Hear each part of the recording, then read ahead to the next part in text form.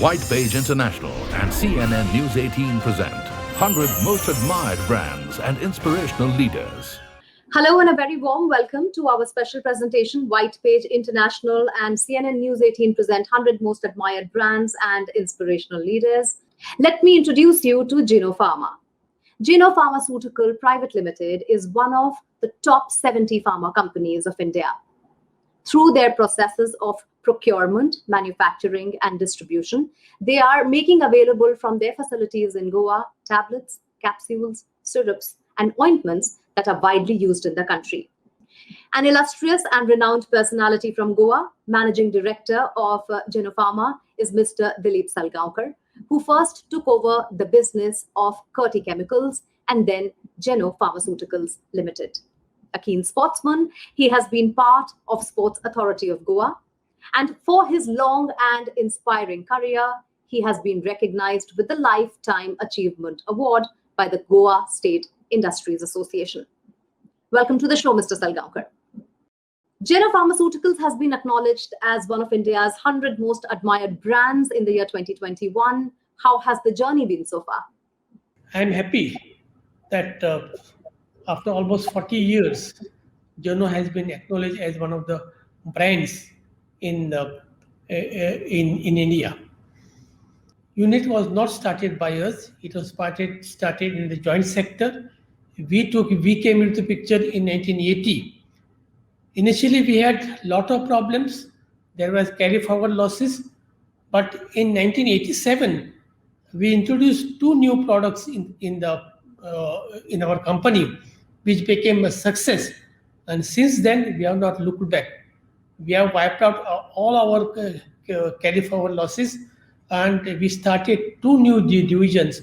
And along with the pharma division, we have been able to successfully operate in India. We are also now exporting.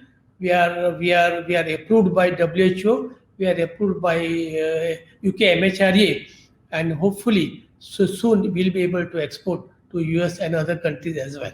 Sir, you have three divisions. They are Pharma, Clean Care, and Trauma Care. Tell us about them. It was in the years 1987. We introduced two new products under brand named Sipon and Vertigon. Fortunately for us, both these products were accepted in the market, and in fact, that is a time for the first time perhaps that the company started showing signs of turnover. And since then, we have not looked back. We have been introducing a newer and newer product in our product portfolio. And simultaneously, we were expanding across the country in various for domestic market. In the pharma industry, growth comes in from three sources. One is every year you increase your market share. Second thing, you introduce new products. And the third is you expand. That is when we started thinking that we should have one or two divisions wherein some of the products which our pharma people cannot handle can be given to this clean care and the trauma care. And that since then we have been having divisions, these three divisions: pharma division, clean care division, and trauma care. But now what we are doing at the moment now is, while we introduce newer product in pharma, simultaneously we also introduce newer product or maybe newer segments in clean care as well as trauma care, so that they are able to sustain their operations in the market. So as you said, sir, this was 2016, and in 2016, Geno Trauma Care came into being. What has your experience been like since then, and what are the future plans, especially when we talk about trauma care? There are two divisions: clean care and trauma care. Now, clean care, we have also given some of the products to clean care and some of the products to trauma care. Now, while we are concentrating on pharma, because from pharma we get our most of the domestic sales come from the pharma market. But we want that both clean care and the trauma care must be success.